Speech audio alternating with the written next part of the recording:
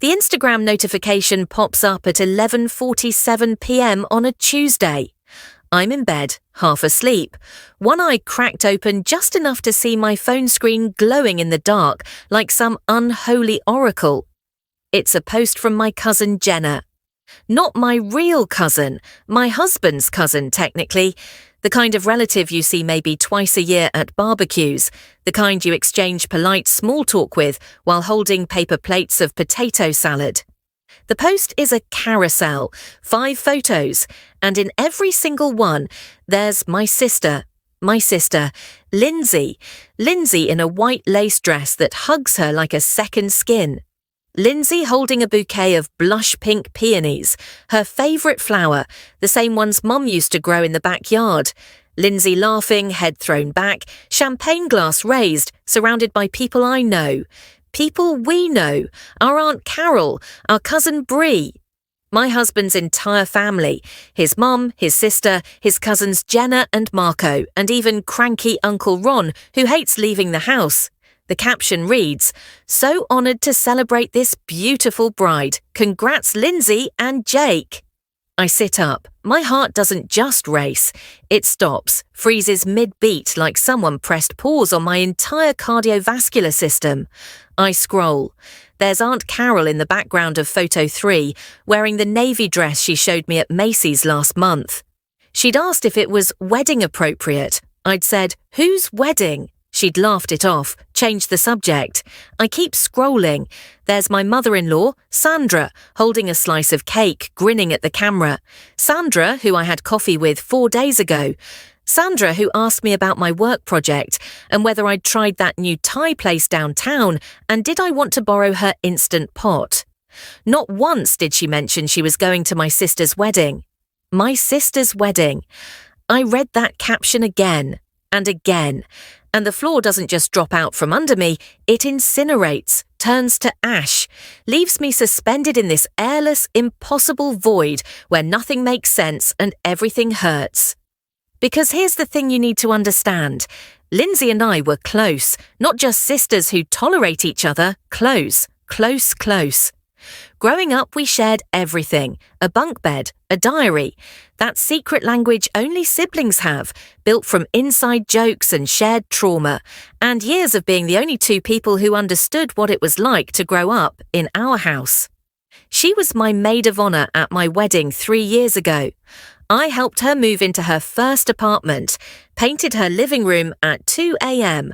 while she ugly cried over her breakup with that guy whose name we don't say. We texted every day, every single day. And now I'm staring at photos of her wedding, an event I didn't even know was happening. And half the people in the photos are my family, my in-laws, people who could have told me, people who chose not to. I feel it then, that cold, creeping realization sliding down my spine like an ice cube pressed against bare skin. This wasn't an oversight. This was a decision. Lindsay didn't forget to invite me. She decided not to. And worse, everyone knew. They all knew. And they all went anyway. I should have cried. Should have called someone, texted Lindsay, demanded answers. But instead, I just sat there in the dark, phone glowing in my hand, and felt something sharp and unfamiliar bloom in my chest. Not sadness, not even anger, something colder, something that whispered, if she wants to erase me from the biggest day of her life, fine, but I'm about to make sure she never forgets what that choice cost her. Before we dive into how I made my sister regret ever sending out those invitations without my name on one, go ahead and hit that like button. Subscribe if you love a good revenge story, because trust me, what happens next is exactly the kind of justice you've been craving. Let's get into it. I didn't sleep that night. How could I? Every time I closed my eyes, I saw those photos. Lindsay's smile, Aunt Carol's dress, Sandra holding that stupid slice of cake. By 6 a.m., I'd spiraled through every stage of grief except acceptance. Denial. Maybe it was a small ceremony. Maybe she's planning a bigger one and just hasn't told me yet. Bargaining. Maybe she's mad at me and this is her way of punishing me temporarily. Anger. How dare she? but it was the why that kept me up. Why would Lindsay, my sister, my sissy, cut me out of the most important day of her life? I grabbed my phone, opened our text thread. The last message was from me 5 days ago. Hey, want to grab brunch this weekend? Miss you? She'd hearted it. That's it, just hearted it. No, yes, no, I'm busy. No, actually, I'm getting married on Saturday and decided you're not invited. Just a passive little thumbs up emoji and radio silence. I scrolled up. Our messages were normal, frequent, mundane, memes about reality TV, photos of her cat, a screenshot of a work email she thought was funny. Nothing that screamed, I'm about to publicly humiliate you by excluding you from my wedding while inviting your in-laws. I called her, straight to voicemail. I called again, voicemail. I texted, hey, saw Jenna's post, call me. 3 dots appeared. My breath caught. Then they disappeared. No response. That's when the panic set in. Because it wasn't just Lindsay, it was everyone. I opened Facebook, Instagram, scrolled through tags. There were dozens of photos. The ceremony had been at a vineyard an hour outside the city, somewhere I'd never heard of, somewhere Lindsay had never mentioned. 50, maybe 60 people attended, and I recognised almost all of them. My Aunt Carol and Uncle Dave, our cousin Bree and her husband, Lindsay's college roommate, who I'd met at least 10 times, Lindsay's co-workers, her best friend from high school, and, most gutting of all, my entire in-law family. Not just Sandra, my sister-in-law Emily, my husband's cousins, even his grandmother, who's 83 and uses a walker and hates travelling. They all went, they all knew, and not one of them told me. My husband, Dan, woke up around 7 a.m., stumbled into the kitchen where I was sitting at the table, staring at my phone like it was a bomb I couldn't defuse. Morning, babe, he mumbled, reaching for the coffee pot. I didn't look up. Did you know? I asked. My voice sounded strange, flat, like someone else was speaking through me. Dan froze. Know what? About Lindsay's wedding. Silence. I looked up. Dan's face did this thing, this awful telltale thing where his jaw tightened and his eyes flicked away, and I knew. You knew, I whispered. Babe, you knew. He set the coffee pot down, ran a hand through his hair. My mum mentioned it a few weeks ago, he admitted. But I assumed you knew too. I figured you just weren't going. You thought I'd skip my own sister's wedding? I don't know. I thought maybe you two had a fight or something. You've been distant lately. Distant? I stood up so fast the chair scraped against the tile. Dan, I had coffee with your mum 4 days ago. She didn't say a word. Your sister didn't say a word. Your grandmother went to my sister's wedding and nobody thought to mention it to me. He looked miserable, guilty, but not surprised. I'm sorry, he said quietly. I should have asked. I didn't want to get in the middle of it. In the middle of it? Like this was some petty squabble. Like I'd been intentionally excluded from one of the most significant events in my sister's life, and everyone just went along with it. I grabbed my keys. Where are you going? Dan asked. To get answers. Lindsay lived 20 minutes away in a cute little duplex she and Jake had been renting for the past year. I'd helped her pick out curtains for the living room. I'd assembled her IKEA bookshelf while she ordered pizza. I had a key. I used it. The door swung open and I stepped inside, my pulse hammering in my ears. Lindsay? No answer. I walked through the living room, still decorated exactly the way I remembered, and into the kitchen. That's where I found her. Sitting at the table in an oversized hoodie, hair piled on top of her head, scrolling through her phone. She looked up. And for just a second, one horrible, fleeting second, I saw guilt flicker across her face. Then it hardened. You can't just barge into my house, she said. I have a key, I shot back. You gave me a key. That doesn't mean you can... Why wasn't I invited to your wedding? The question hung in the air between us like something sharp and ugly. Lindsay set her phone down. "I knew you'd make this about you," she muttered. "Make this about me?" My voice cracked. "Lindsay, you got married. And you didn't tell me. You invited our entire family. You invited my in-laws, but not me. How is that not about me?" She stood up, crossed her arms. "Because it's my wedding, my day, and I didn't want you there." The words hit like a slap. "Why?" I whispered. She laughed, this bitter, hollow sound. "You really don't know." "No, Lindsay, I really don't." She stared at me for a long moment. Then she said, "Because you've spent the last 3 years making everything about you. Your wedding, your job, your perfect little life with Dan. Every time we talk, it's just you, and I'm tired of it." I blinked. "That's not— It is," she snapped. "Do you know how exhausting it is, being your sister? You act like you're so supportive, but really you just overshadow everything. I didn't want you at my wedding because I didn't want to spend the whole day hearing about your wedding, or watching you charm everyone, or dealing with you making it about yourself." I felt like I'd been punched. "That's not fair," I managed. "Isn't it?" She grabbed her phone, shoved it in her pocket. "I needed one day, okay? One day that was mine, and I knew if you were there it wouldn't be." Tears stung my eyes, but I refused to let them fall. "So you just erased me?" "I didn't erase you, I just chose myself for once. By inviting my husband's family and not me." Lindsay shrugged. "They're Jake's family too now, and they actually showed up. They actually cared." That was it. That was the moment something inside me snapped. Because she wasn't just saying I wasn't invited, she was saying I didn't matter, that I was expendable, forgettable. I turned and walked out without another word. But as I sat in my car, hands shaking on the steering wheel, I made myself a promise. If Lindsay wants to pretend I don't exist, fine. But she's about to learn that ghosts can haunt you. I spent the next 2 days in a fog. I called in sick to work, ignored texts from well-meaning friends who'd seen the photos.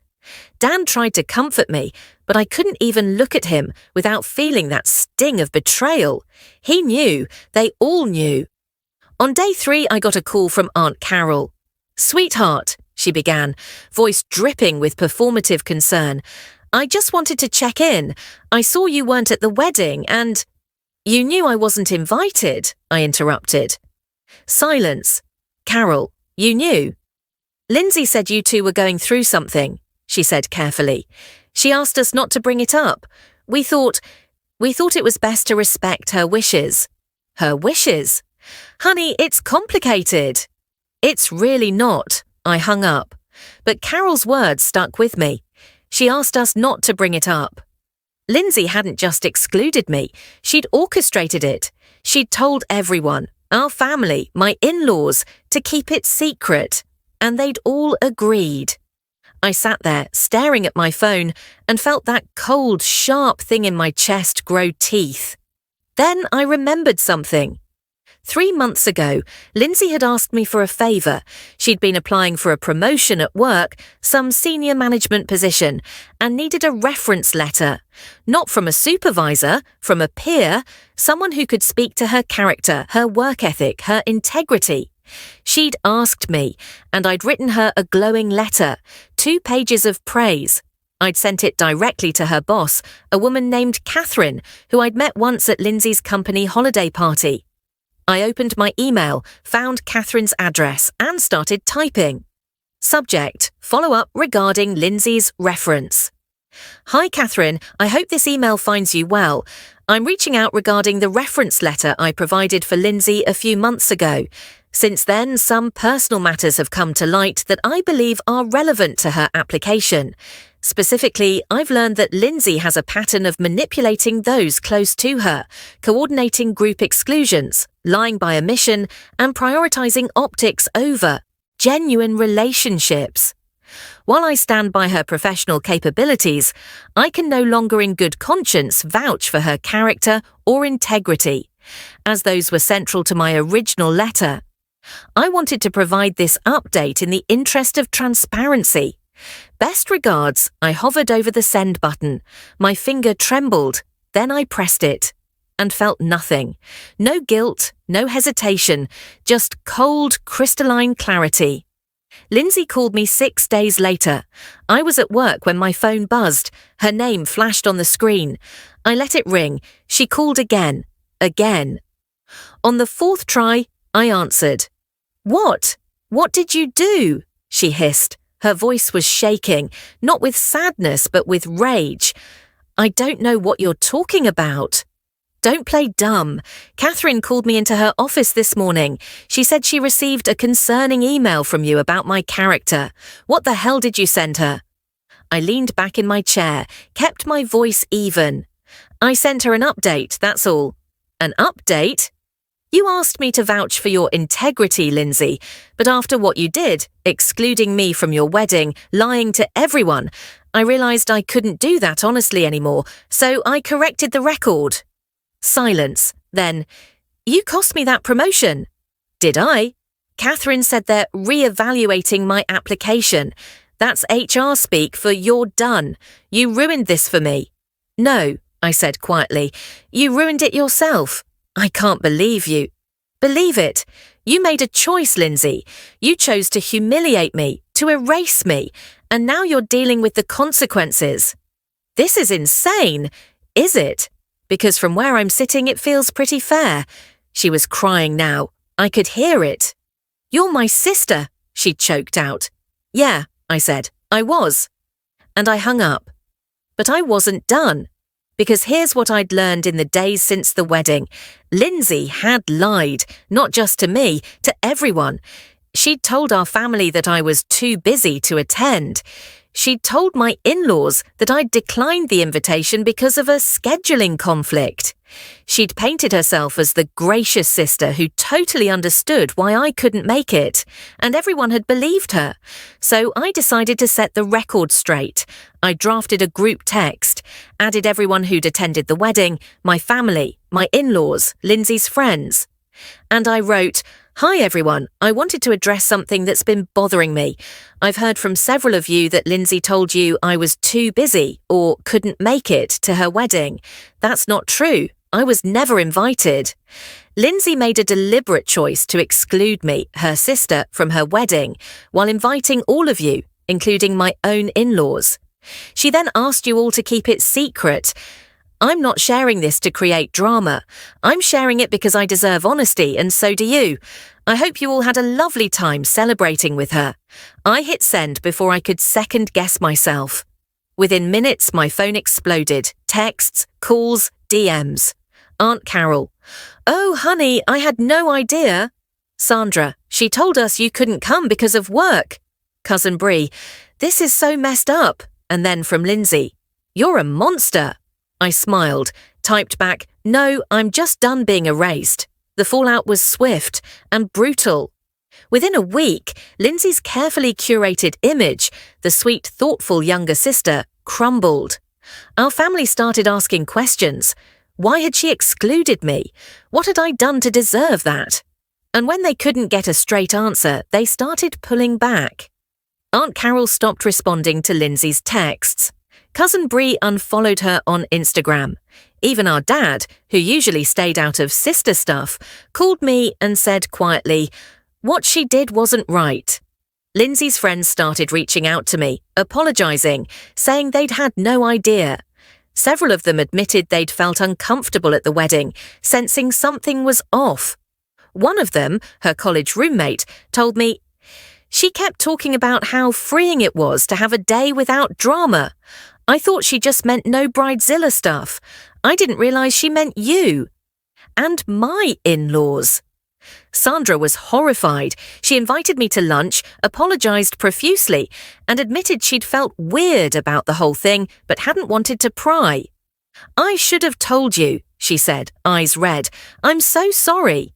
Even Dan, who'd been walking on eggshells around me for days, finally said what I needed to hear. "What she did was cruel, and I should have stood up for you." But the real victory. It came 3 weeks later. I got a call from Lindsay. She was crying. Not angry crying, broken crying. Everyone hates me, she sobbed. Mum won't talk to me. Carol won't talk to me. Even Jake's family is acting weird. They think I'm some kind of monster. I didn't say anything. Please, she whispered. Please just tell them it was a misunderstanding. Tell them we're okay. Are we? I asked. Silence. I don't know, she admitted. Then I guess we have our answer. Please. Lindsay, I interrupted, my voice steady. You made a choice. You wanted a day without me. You got it, but you don't get to control what comes after. I'm sorry, she whispered. And maybe she was. But sorry doesn't undo what she did. Sorry doesn't erase the humiliation. Sorry doesn't give me back the day I should have been part of. I hope your wedding was everything you wanted, I said, and I meant it. Because she got exactly what she asked for, a day without me, and a lifetime of knowing what that cost her. Sometimes revenge isn't about destroying someone, it's about letting them destroy themselves. Lindsay wanted to erase me from her story, but in doing so, she erased herself from mine. And honestly, I've never felt freer. If this story hit you right in the feels, do me a favour, smash that like button and subscribe for more revenge stories that'll give you chills. Drop a comment and tell me, have you ever been excluded from something major by someone close to you? How did you handle it? I want to hear your stories. And remember, the best revenge isn't always loud. Sometimes it's just letting the truth speak for itself. I'll see you in the next one.